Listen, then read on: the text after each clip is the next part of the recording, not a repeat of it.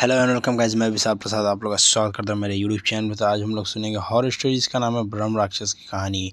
तो कहानी स्टार्ट करते हैं। यह कहानी एक ऐसे राक्षस की है जिसे आप लोग जानते होंगे या नहीं ये मुझे नहीं पता। उस राक्षस का नाम ब्रह्म राक्षस है। भूत प्रेतों में भी कई योनियाँ होती है, उनके नाम अनेक होते हैं, जैसे कि भूत, प्रेत, पिशाच, राक्षस, डाइन, चुड़ैल आदि बहुत से नाम होते हैं। तो दोस्तों, मैं आपका समय ज़्यादा बर्बाद न करते हुए अपनी कहानी पर आता हूँ। हमारे गांव में एक ब्राह्मण रहते हैं जिनका नाम है नथीलाल। लोग उन्हें शर्मा जी कहकर बुलाते हैं। उनके घर से कुछ दूर खेत था। उस खेत पर एक बहुत बड़ा पीपल खड़ा था। वह पीपल बहुत पुराना था। कुछ समय बाद उन्होंने उस खेत पर घर बनवाने की सोची। पहले वाला घर बहुत छोटा होने की वजह से उन्होंने खेत पर घर बनाने की सोची। उन्होंने उस पीपल को काट कर अपना घर बनवा लिया। कुछ दिन तो ठीक ठीक चल रहा था, पर कुछ दिन बाद शर्मा जी बड़े परेशान रहने लगे।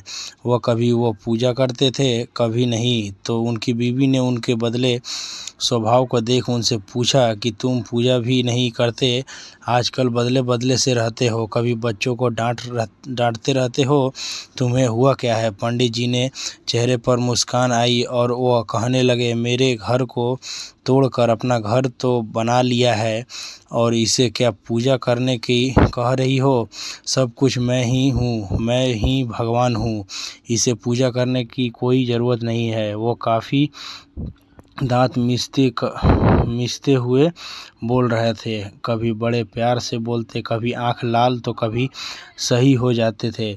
उनकी बीवी को शक हो गया कि ज़रूर किसी भूत प्रेत का साया है और वो बातें ऐसे करते हैं जैसे कि वो दो लोग हो। जब पंडिताइन ने उनको बिठाकर आसन लगाकर हनुमान चालीसा पढ़ने लगी, वो सोच रही थी अगर कोई भूत प्रेत होगा तो भाग जाएगा, पर पंडित जी पर उसका कोई असर नहीं पड़ा।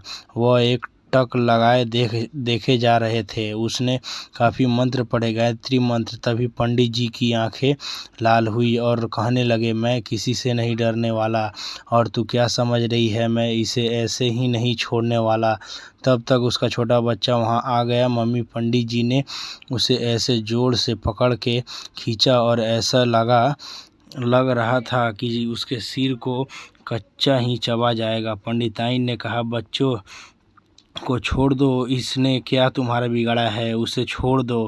पंडिताइन ने विनती की, बड़े नम्र भाव से कहा कि उसे छोड़ दो। तो उसने उस बच्चे को छोड़ दिया और कहा कि मैं तुम्हारे इस नम्र भाव की वजह से इसे भी छोड़ रखा है, नहीं तो मैं इसे कब का मार चुका होता।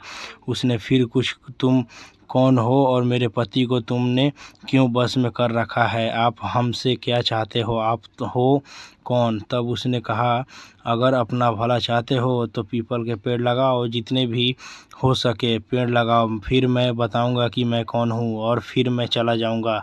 तब पंडित जी की बीवी ने 101 पेड़ पीपल के लगाए। एक दिन उनकी पत्नी ने देखा कि आज पंडित जी सुबह उठकर पूजा पाठ करके आ चुके हैं। तब पंडिताइन ने पंडित जी से बोले, मैं तुम्हारे पति को आज छोड़ के जा रहा हूँ, तुम सदा सुखी रहो।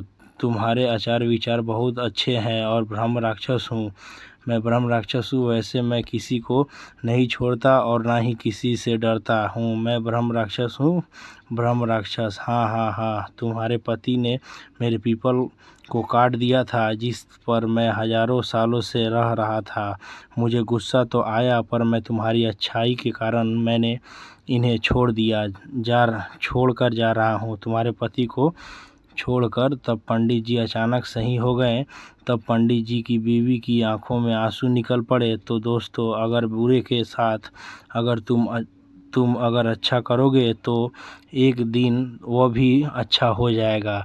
तो दोस्तों, ये कहानी यही तक थी। आप लोग को कहानी कैसी लगी हमें कमेंट करके ज़रूर बताइएगा। अगर आप लोगों को कहानी अच्छी लगी तो प्लीज़ लाइक करें, शेयर करें, चैनल को सब्सक्राइब करके बेल आइकन दबा दें। तो मैं विशाल प्रसाद आप लोग से विदा लेता हूँ। मिलेंगे एक और नई कहानी में। तब तक के लिए खुश रहे, मस्त रहे, अपना ख्याल रखें, अपना फैमिली का ख्याल रखें। जय हिंद, वंदे मातरम।